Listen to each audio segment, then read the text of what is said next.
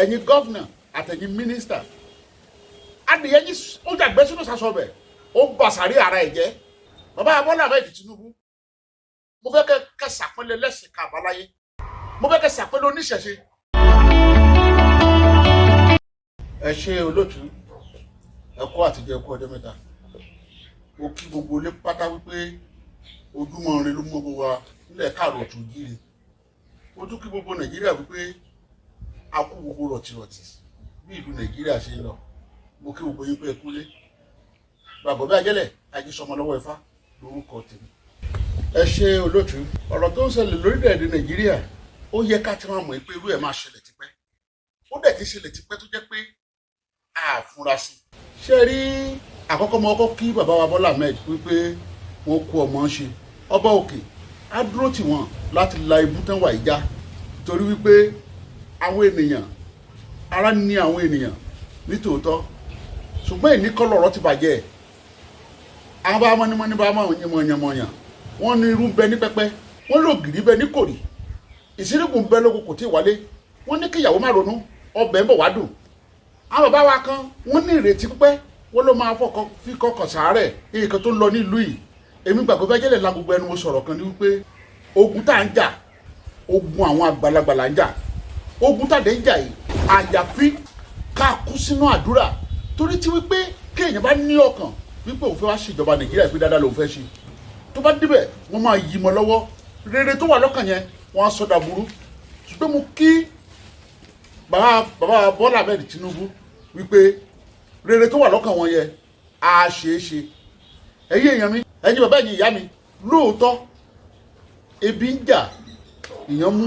àwọn káàrọ̀ òtù òjíire mo rọ̀ yín dáadáa ó kù kékeré èèkàn máa bẹ̀rẹ̀ sí ní dùn díẹ̀ gẹ̀gẹ̀rẹ̀gẹ̀ ló kù lẹ́yìn ègún máa yọ ni ṣé ní lẹ́yìn pé nǹkan wọn ọpẹ́ Ọlọ́run la tún máa sọ lẹ́yìn ẹ̀ ṣé ní bàbá wa Bọ́lá Ahmed Tinubu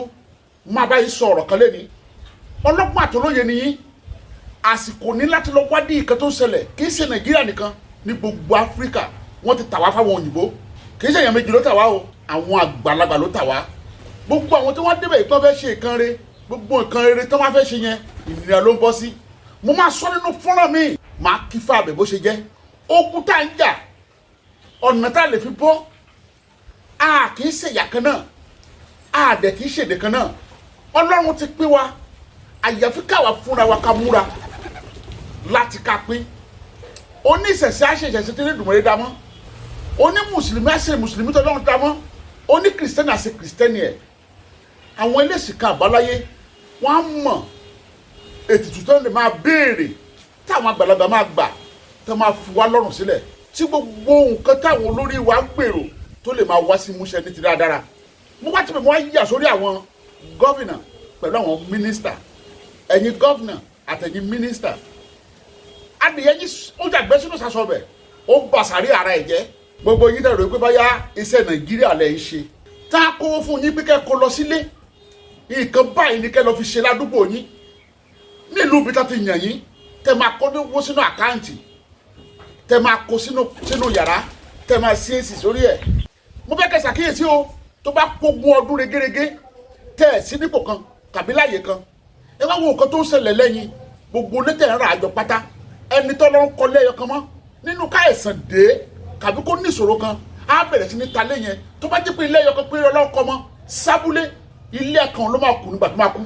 kí ló dé tẹ́ ẹ̀ ronú sí gbogbo owó tẹ́ ẹ̀ ń kó pamọ́ ẹ̀yin ìlú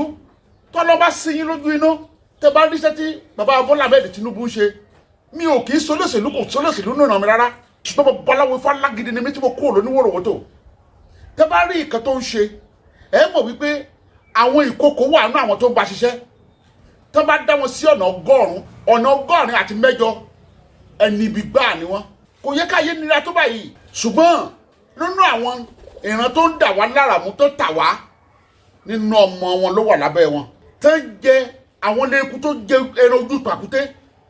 gbogbo nǹkan tó yẹ kó faraàlú tó hàn fún wọn ẹ jẹ́ ká máa fi àdúrà ran Bọ́lá Ahmed Tinubu ká máa fàdúrà ràn lọ́wọ́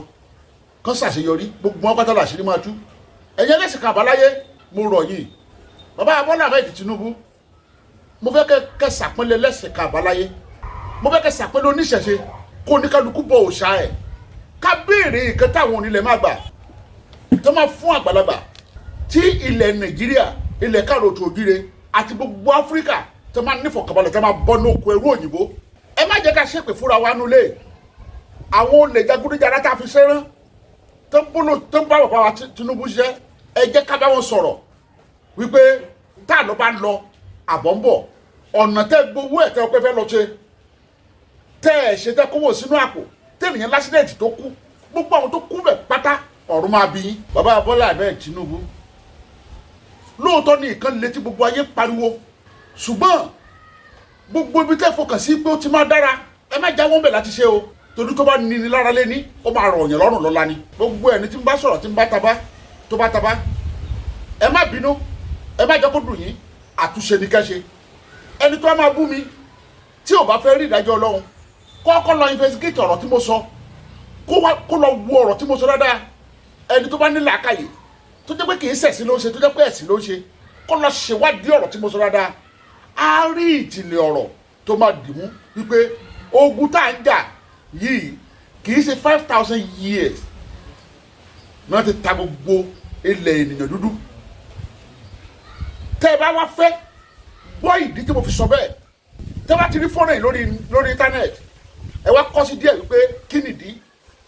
màá wá ṣàlàyé ọ̀rọ̀ bó ti ṣe jẹ́. Olóòtú ọ̀rọ̀ mi dàbí ọ̀rọ̀ ọmọ tó bu ọ̀kùn jẹ́ fà tó gbẹ́nu lé wá wọ́n lọ́mọ yìí wọ́n lọ́ọ̀kùn ló ń bu jẹ́ ó sọ tọwọ́ ẹ̀ sílẹ̀ ó tutọ́ lẹ̀ ó ní kí tinú máa gbénú ó ní kí tìta máa gbé ta